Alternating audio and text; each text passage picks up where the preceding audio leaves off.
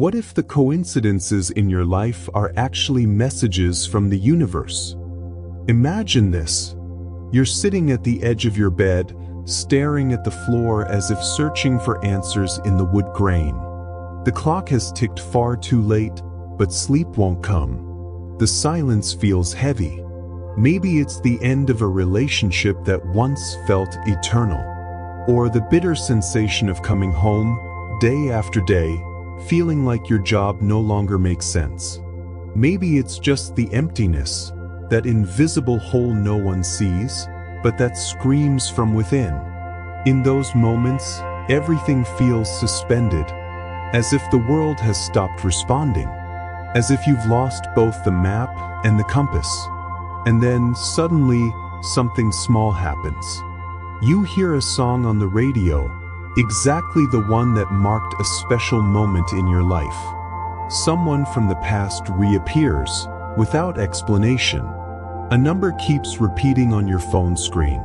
You have a strange dream, but strangely vivid, and the next day, part of it comes true. Coincidence? Or was it a whisper? That's the question guiding us here. What if coincidences are actually messages? What if they're signs? Invisible maps trying to reconnect you with something you've forgotten?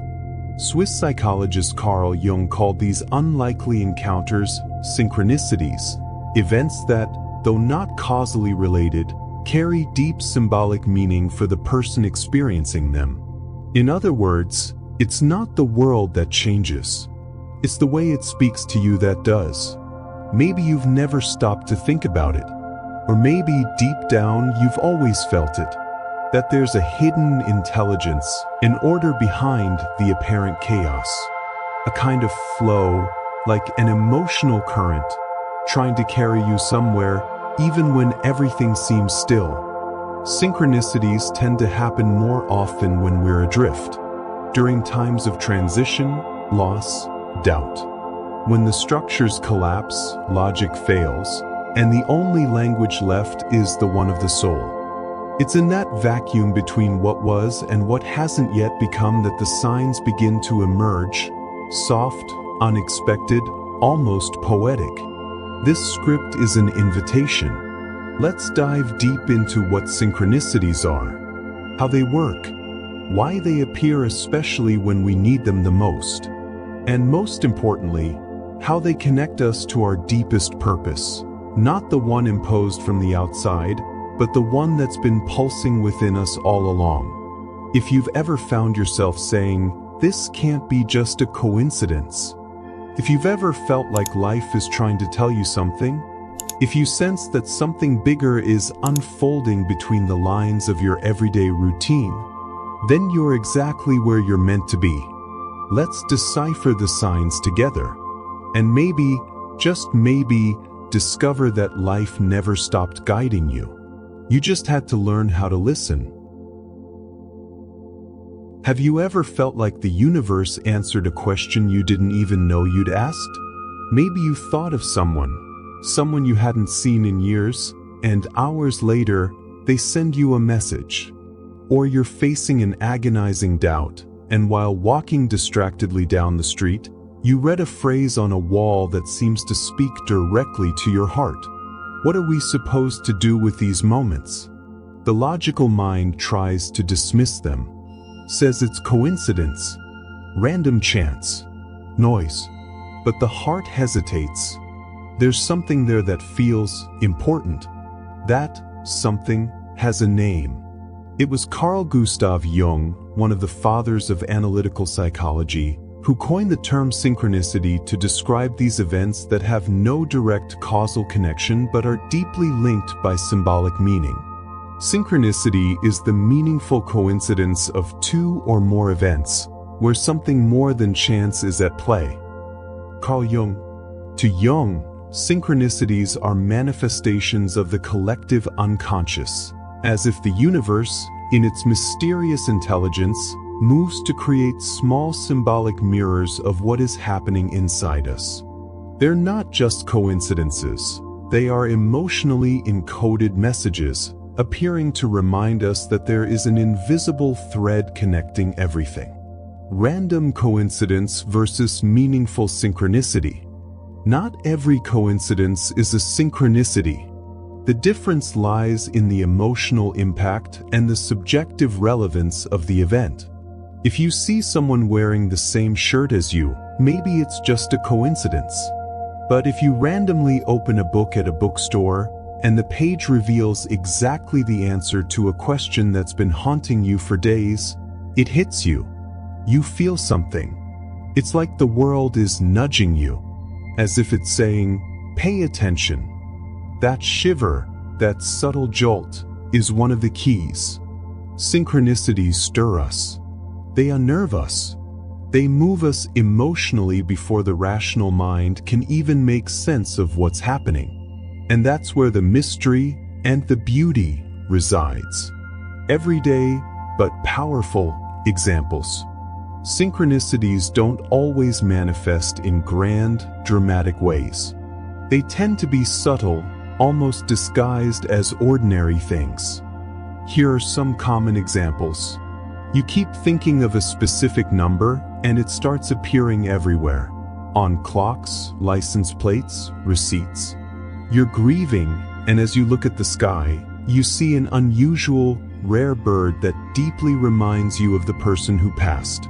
You dream about someone you haven't seen in years, and the next day, they call you. You open a random video on YouTube, and it's talking about exactly the inner restlessness you've been feeling. Coincidence? Maybe. But what matters is not whether it makes sense to the world. It's what it means to you. Jung, Chopra, Campbell. A universal symbolic language. Carl Jung saw in synchronicities the proof that life isn't just logical and linear. He believed in a universal symbolic language shared by all human beings, and that synchronistic events are how that language expresses itself. Deepak Chopra, with a more spiritual view, describes synchronicities as favorable conspiracies of the universe. To him, the more aligned you are with your essence, the more the universe responds with signs, small reminders that you're on the right path. Joseph Campbell, a scholar of myths and archetypes, said that when you follow what makes you come alive, your call to adventure, life begins to offer magical helpers. That is, people, messages, and encounters that show up at exactly the right time. According to him, when you follow your bliss, doors open where there were only walls. The role of subjective meaning. The key to understanding synchronicities doesn't lie outside, but within. They only make sense when you're willing to feel their meaning. It's like looking at an abstract painting. One person might walk right past it. Another might be moved to tears. The painting is the same. The difference lies in who's observing. The signs of life work the same way.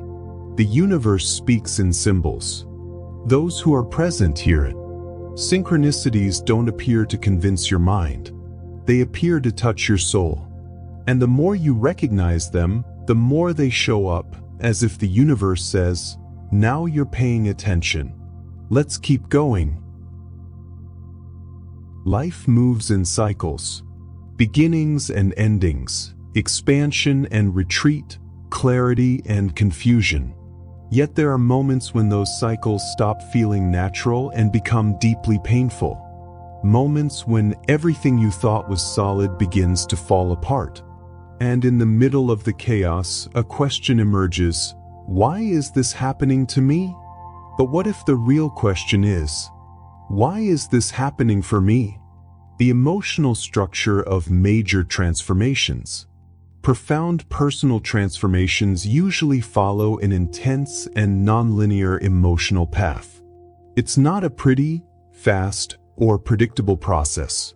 It's an internal unraveling where everything that no longer serves you needs to fall away, even if you don't yet know what will take its place. This cycle can often be broken down into 5 main emotional phases. Collapse. The ground disappears beneath you. It might be the end of a relationship, an unexpected job loss, a death, an existential crisis. Everything that held your identity begins to collapse. Confusion, you're no longer who you once were, but you don't yet know who you're becoming. It's a limbo.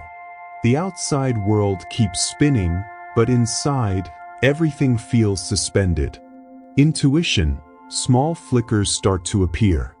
Ideas, sensations, a desire for change. Something begins to whisper alternate paths.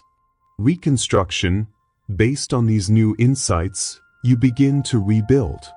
You test, you fail, you try again. You're no longer the same, and that difference starts to show in your choices. Clarity, you see from a new place. With more awareness. With more truth. You look back and understand. That pain was the beginning of your metamorphosis. The dark night of the soul. The most difficult phase of this process is what many traditions call the dark night of the soul, a state of deep disconnection where everything seems to have lost its meaning. It's like wandering through an emotional desert, no map, no direction, no certainty. But it's precisely in that dark night that synchronicities begin to emerge more strongly. Because when the rational mind loses control, the heart opens. And when the heart opens, the soul speaks. When the signs begin to appear, imagine someone who has just come out of a 12-year marriage. They no longer know who they are outside that relationship. They're emotionally wrecked, isolated, afraid of the future. And then, something starts to happen. They turn on the radio and hear a song from their youth, before they ever met their ex. They go to the market and find a forgotten book on a shelf, with a title that seems to speak directly to the pain they're feeling. A friend they haven't heard from in years sends a message. "I had a dream about you. Are you okay?" These signs don't resolve the chaos, but they bring presence. They're like small candles lit in the darkness. They don't light the whole path, but they show you where to step next. Amid confusion, synchronicities appear as gentle answers to questions you don't even know how to ask. The intangible guide. One of the biggest mistakes we make during transformation is waiting for grand revelations. But the signs don't shout. They whisper. You think about moving to another city but don't have the courage. And then you start seeing that city's name everywhere. You overhear people talking about it. You dream of streets you've never walked. Something inside you begins to stir. These coincidences aren't logical proof, they're symbolic confirmations. They exist to strengthen an intuition that was already in you, even if still quiet. Synchronicities appear before the mind is ready. They touch the body, the heart, the soul, and only later make sense. They arrive as emotional omens of a life still being built. A fictional, but possible, story. Let's imagine Clara. After a decade working at a company where she felt invisible, she was laid off. She felt lost, as if she had been erased from the world. She spent weeks unable to get out of bed, until one day she decided to walk. No destination, just walk. Along the way, she passed by a small bookstore. Something pulled her inside. There, a book fell from a high shelf. The title, The Heroine's Journey. Curious, Clara bought the book. That night, as she read, something shifted. She cried. She felt. She remembered that at 15, she had dreamed of becoming a writer. But the dream had died, buried under bills, fear, and obligation. Little by little, other signs appeared. An ad for an online writing course showed up on her feed. A friend invited her to share a story on a podcast. A small publisher discovered her in a writer's forum. What seemed like the end was only the beginning. But Clara only realized it because she chose to walk and allowed herself to find meaning in the accidents. Imagine you're lost in a dense forest. No map, no GPS, no visible trail. But suddenly, you begin to smell water. You hear the faint sound of a stream. The slope of the ground changes. You don't see the path, but you feel it. And by trusting those subtle signs, you move forward. That's exactly how synchronicities work, as an emotional compass in the midst of chaos. They're not literal instructions. They're sensitive clues. And to decipher them, you need more than logic. You need presence, listening, tuning in to what you feel, even if you don't yet understand. Emotion, the soul's GPS. In a world that values rational thinking so highly, we've been taught to distrust our emotions, to control, hide, avoid them. But what if emotions are precisely how the universe speaks to us? Synchronicities don't speak in words. They speak in sensation. And emotion is the alphabet of the invisible. When something seemingly ordinary moves you for no reason, it's worth asking, why did that touch me so deeply? A song lyric that makes you cry. A casual encounter that leaves you euphoric or uneasy. A symbol that seems to follow you. These intense, unexpected emotions are more than internal reactions. They're echoes of an external frequency that has found resonance in your energetic field. But how can you tell the difference between a real sign and an emotional projection? This is one of the most common and most important questions. When we're emotionally needy, afraid, or desperate for direction, we can end up projecting meaning where there is none. We see signs everywhere, or we try to force answers where there's only silence. The difference between a true synchronicity and a projection lies in the quality of the sensation.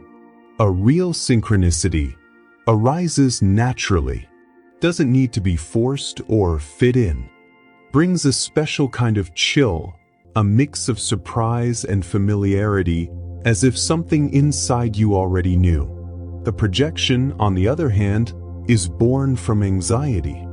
It carries desperation, urgency, expectation. It must be validated at all costs. While synchronicity calms and expands, projection tightens and drains. The key is to cultivate emotional self-awareness. The body as a sensor for synchronicities. The body feels what the mind has not yet understood. Before recognizing a sign, you've probably already felt it. An unexplainable chill, a lump in your throat, the warmth in your chest, a sudden urge to cry or laugh. An inner click, as if something just aligned. These reactions are not random. They're vibrational responses. The body is a sensitive instrument, a living antenna. It picks up the nuances of the invisible. When something touches you deeply, even if it seems small, it's because it resonates with what you're vibrating. Life doesn't respond to what you want. It responds to what you are. Anonymous, you might say you want love. But if you vibrate fear and scarcity, the universe mirrors that. You may wish for a new career, but if you still carry resentment or self-sabotage, the signs won't flow. Or they will, but you won't recognize them. Synchronicities are, first and foremost, vibrational echoes. They emerge as symbolic responses to your inner state. Life speaks to your frequency, not to your requests. That's why so many people say, "But I asked so hard and nothing happened." Because the universe doesn't respond to words alone. It responds to what you radiate as an emotional field. If your request comes from pain, it attracts more experiences that validate that pain. If it comes from guilt, it attracts mirrors that reinforce that feeling. But if it comes from surrender, from trust, from truth, then the signs align. And they appear as symbolic responses to a state of authentic presence. A real, subtle example. Camila, a therapist just starting out, was feeling insecure. She had finished her training, but still doubted if this was truly her path. On a particularly hard day, she considered giving up. That evening, she went to a cafe. She picked a random table.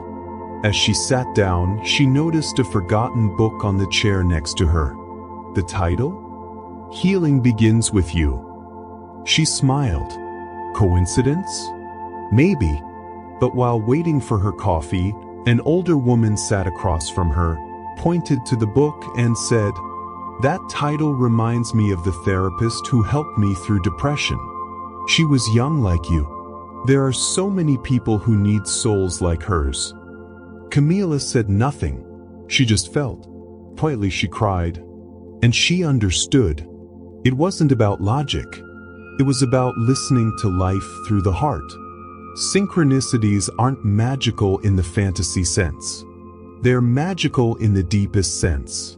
They are subtle reflections of the dance between you and life. When you begin to feel more and rationalize less, you begin to see the signs more clearly. They don't come to explain. They come to remind you who you are, to remind you where you're going, to remind you that you're not lost, just in transition. And emotion is your invisible map. You started paying attention. Synchronicities began appearing frequently, spine-tingling coincidences, dreams that felt like messages, stray phrases that seemed to speak directly to you. But then, silence. No more repeating numbers. The magical phrases stop. The people who once appeared as guides seem to have vanished. The feeling of being guided gives way to a familiar old companion. Doubt. What does this mean? Did I lose my way? Did I stop listening? The truth may be unsettling, but also liberating. Silence is a sign. And like every sign, it carries an invitation. The emptiness as part of the process. It's natural to think that the absence of signs is a step backward. But in truth, it may be a moment of integration, like a seed growing silently beneath the earth, invisible to the eye, yet fully alive in its essence. Every process of transformation requires phases of withdrawal. And the universe honors that rhythm. The silence between signs is like the pause between two musical notes. Without it, the melody would have no rhythm. It's the space needed for what's been felt to settle, for what's been received to be absorbed. Many call this moment incubation. Others, divine pause. And that's exactly what it is. A sacred time in which, even without realizing it, you are being prepared for the next stage. The ego trying to control the flow. When synchronicities disappear, it's common for the ego to panic. It says, "You did something wrong. You're disconnected. You need to find another sign, now." But that is precisely the trap, wanting to control something that is, by nature, spontaneous. Synchronicities do not appear on demand. They don't function like an app where you select what you want to see. They are living reflections of your inner journey, and as such, they follow an organic rhythm, not an artificial one. The desire to control the signs, or force them, is fear disguised as spirituality. And fear blocks the flow. What is needed in this moment is surrender. How to start listening again. If you're going through a period of silence, take a deep breath. Return inward. Instead of desperately searching for signs, ask yourself, what within me still needs to be heard? Which parts of me are asking for care? What emotion am I trying to avoid with this search for external answers? Sometimes, the signs retreat because they want you to listen to yourself. Inner listening is the soil where signs can sprout again. Return to journaling, meditating, walking in silence, observing without rushing, listening to your body, nourishing your heart. The flow resumes when you realign with your truth, not when you beg for answers. The sign is the nonsense. It may sound contradictory, but it isn't. Sometimes, the greatest sign is the very absence of signs. Because in that emptiness, you're being invited to develop a deeper form of listening.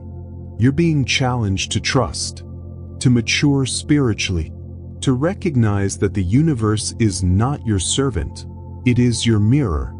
And that silence speaks too. Conclusion of the topic. The silence between signs is not abandonment. It is refinement. It is an invitation to subtler presence. A reminder that the path isn't made only of external confirmations, but of intimacy with your own soul. Don't try to fill the silence.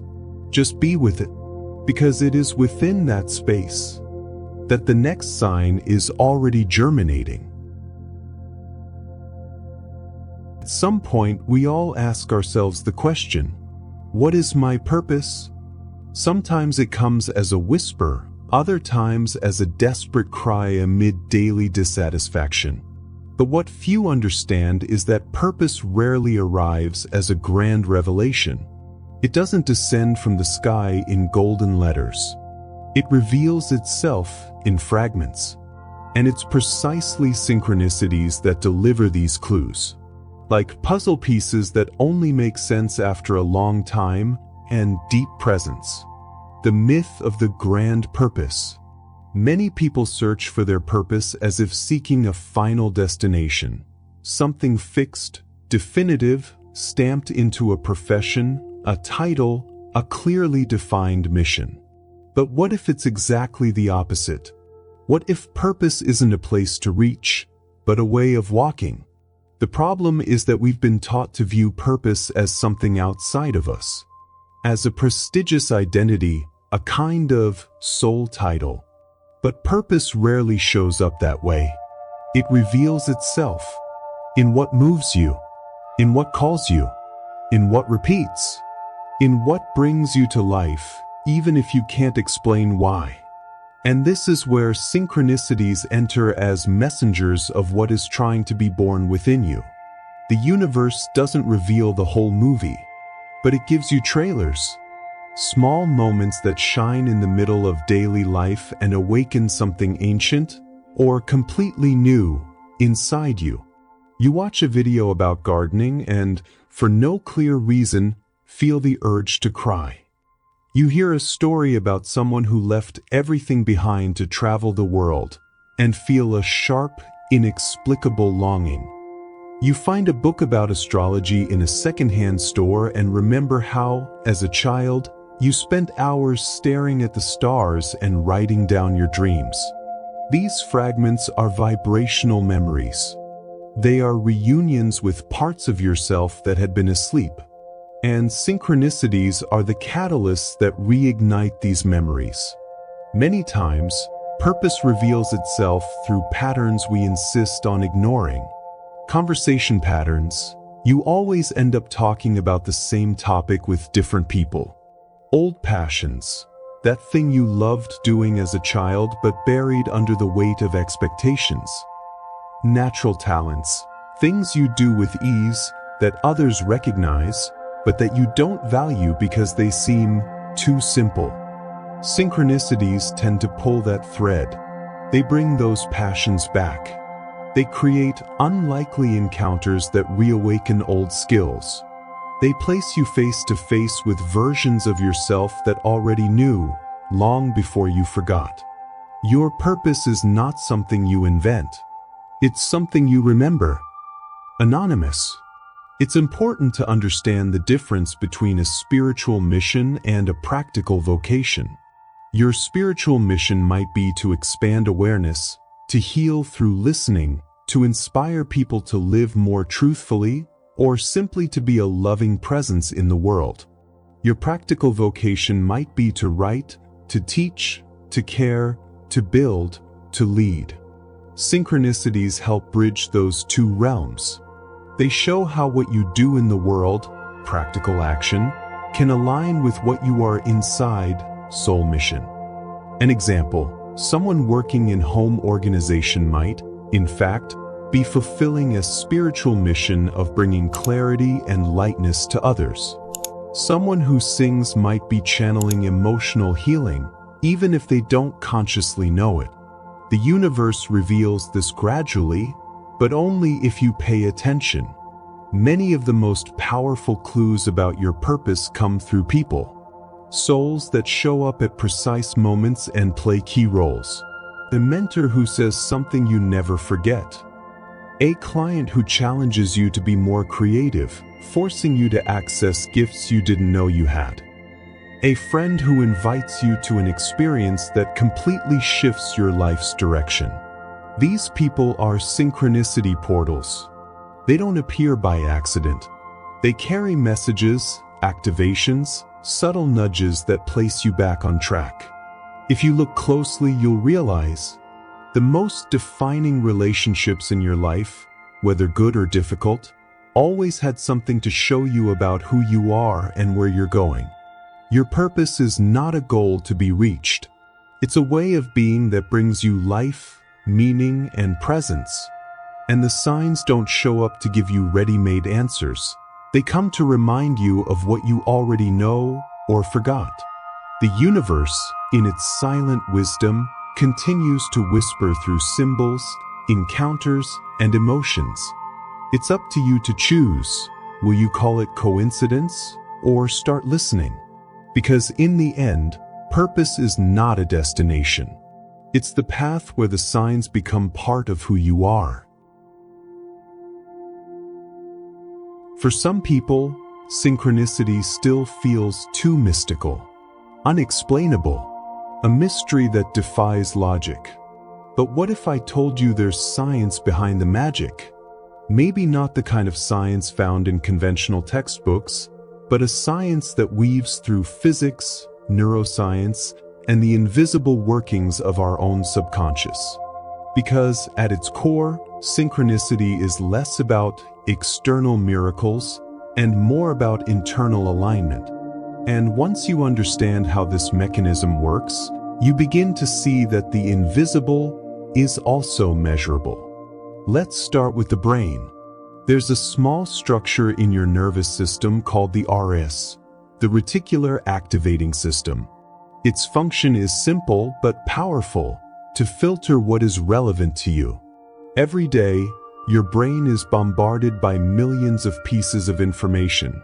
Sounds, lights, faces, words, stimuli.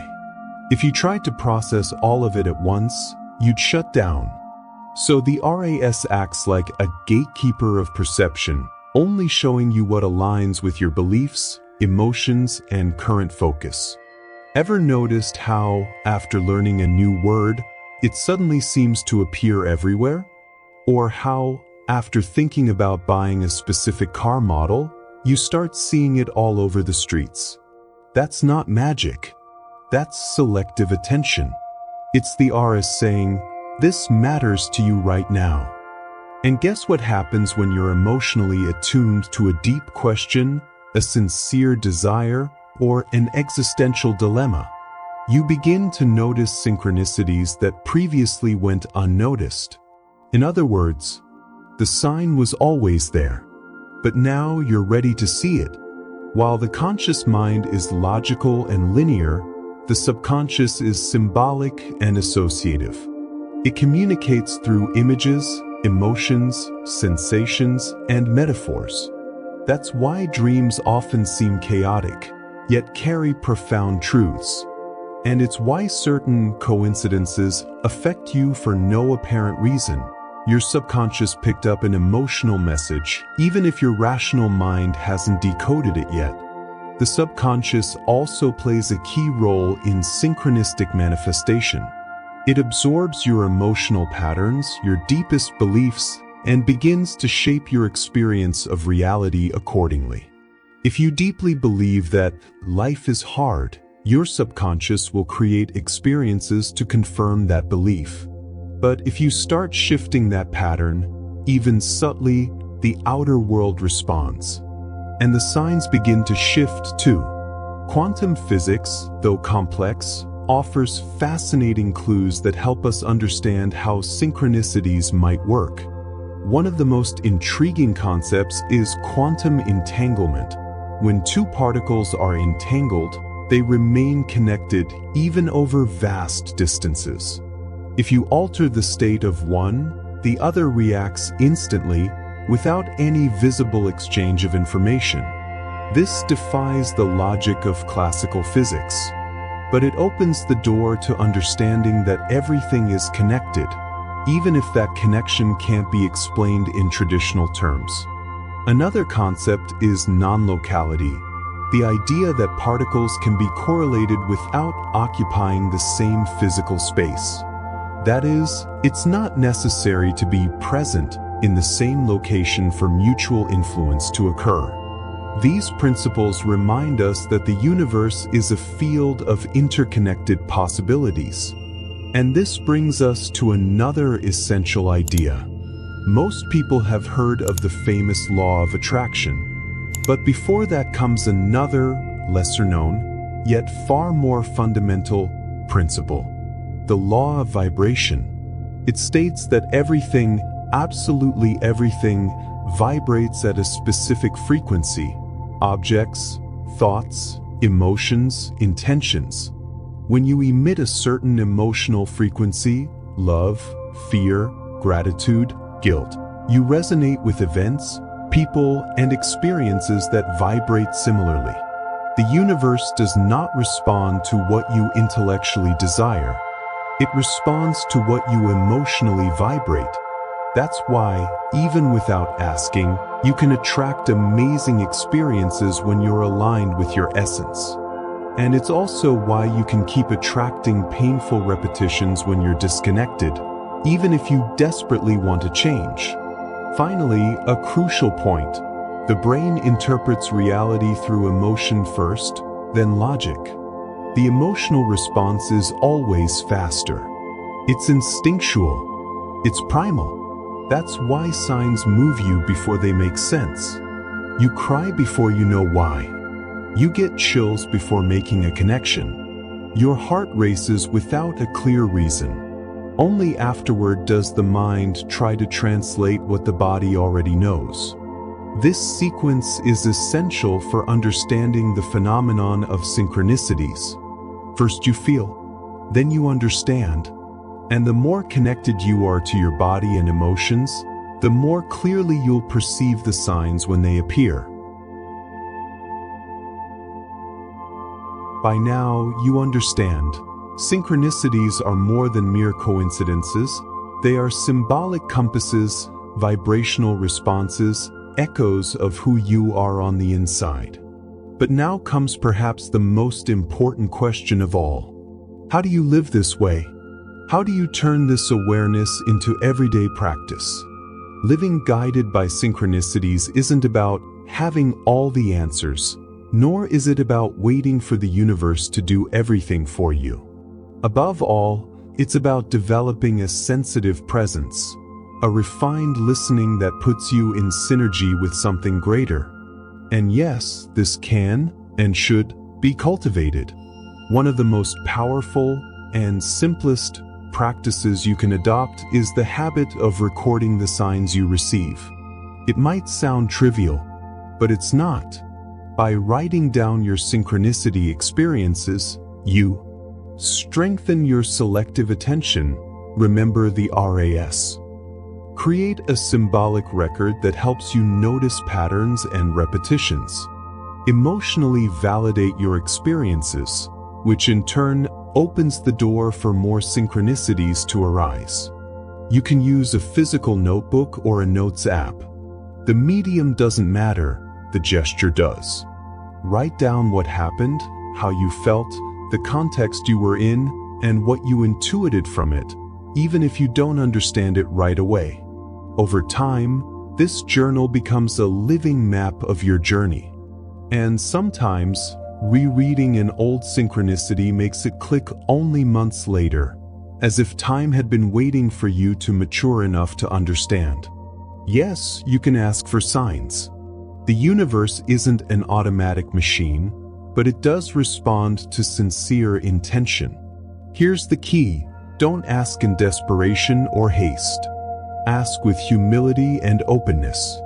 A simple suggestion: if this path is meant for me, show me in a clear, gentle, and loving way. I am open and paying attention. Then let go. Don't go chasing answers. Don't expect the sign to arrive in a specific form. Just live and notice what starts to resonate. Sometimes the sign comes through a song playing in a grocery store. Sometimes through a stranger's phrase on a bus. Sometimes through a mistake that leads you to the right place.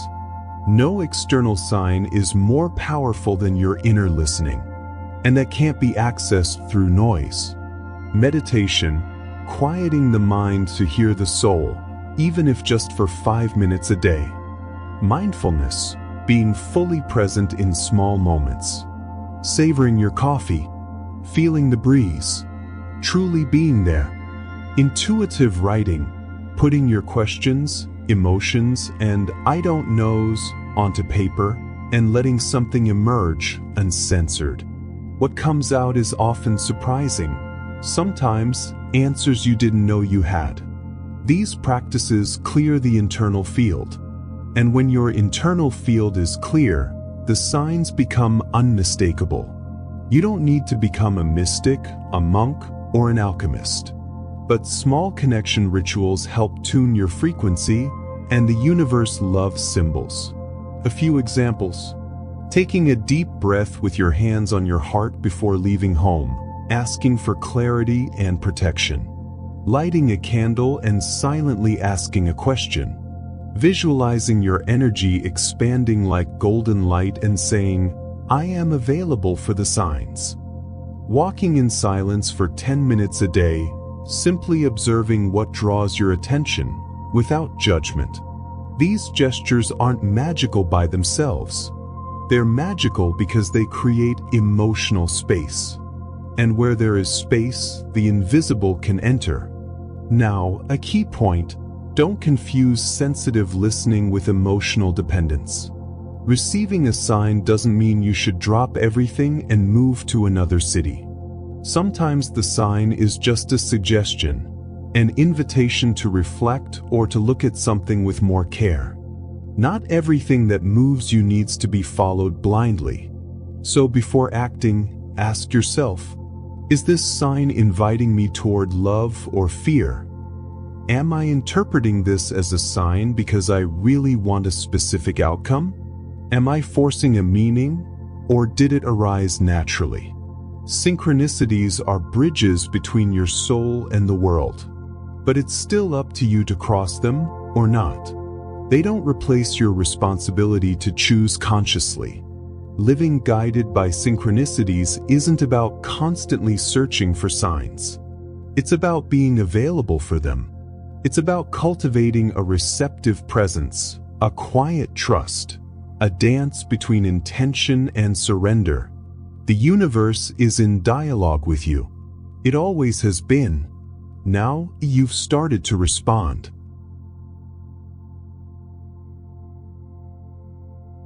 As beautiful, inspiring, and meaningful as life's signs may be, it's not always easy to recognize them or to trust them. The truth is, all of us at some point have doubted our own perception. We've dismissed a sign out of fear that it was just our imagination, or rationalized a deeply symbolic experience as just something in our head. These blocks are part of the process, but they don't have to be the end of it. Let's talk about the most common ones, and more importantly, how to move through them. One of the first obstacles that arises when we begin noticing synchronicities is the fear that we're simply imagining things. As if paying attention to the invisible were a sign of madness, or worse, naivete. This fear runs deep in our culture. We were raised to trust only what can be measured, proven, or labeled. Anything that escapes Cartesian logic is quickly dismissed as superstition. But here's the thing: emotional experience is real data. If something touched you, moved you, created impact, It has value, even if you can't explain it. You're not making things up. You're relearning how to hear a language that has been silenced for generations. A simple tip: validate what you feel before trying to understand what it means. Another common block is an over-reliance on logic. Rational thinking is a powerful tool, but when it becomes your only lens, it blinds you. The mind wants to understand everything right now.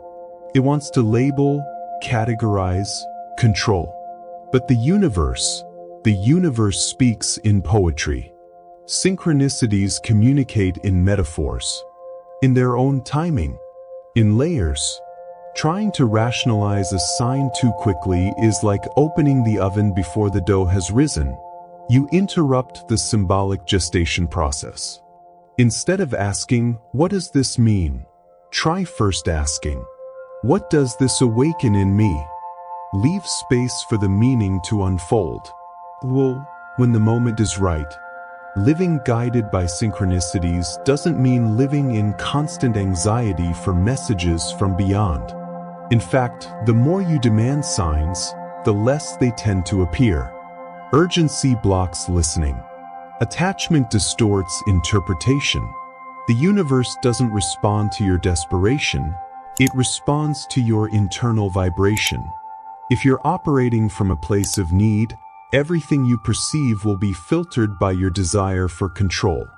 You'll begin to see what you want to see, not what's actually being shown. The solution? Surrender. Patience. Yes, it's hard, but it's in that empty, often uncomfortable space that the next sign reveals itself with greater clarity and power. How to unblock. 3 simple practices. Return to the body. The body is more honest than the mind. Breathe. Meditate. Let the body become your emotional radar. Practice surrender.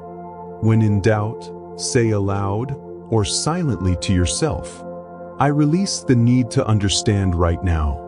I am open to receive clarity in the right time." Welcome the mystery. Not everything needs to be understood immediately. Sometimes, simply noticing that something felt different is enough. Trust that understanding will come when you're ready. When the mind grows quiet, the soul begins to translate. Anonymous. Blocks are part of the process. They are not signs of failure. They are invitations to refine your listening. Doubt, rationalization, fear. They're all human. But every time you choose to trust just a little more, every time you honor what you feel, even if no one else understands, you come closer to your own truth. And that truth, quiet, symbolic, alive, is the field where synchronicities are free to dance. The universe speaks to those who are willing to listen. Everyone else calls it coincidence. Throughout this script, you were invited to cross a portal, not a physical one, but a state of expanded perception where the world stops being just a random collection of facts and begins to reveal itself as an intimate mirror of your inner journey. We've seen that synchronicities are not just strange events or curious coincidences. They are symbolic messages, vibrational reflections, subtle responses from life to who you are, not just to what you want. They tend to appear when the ground disappears and everything feels lost. When you're open to the new but don't yet know where to go. When your heart emits a silent call that your mind doesn't yet understand. We've learned that they speak to emotion before logic. They are fueled by your presence and your listening. They don't appear on demand, but in a state of open surrender.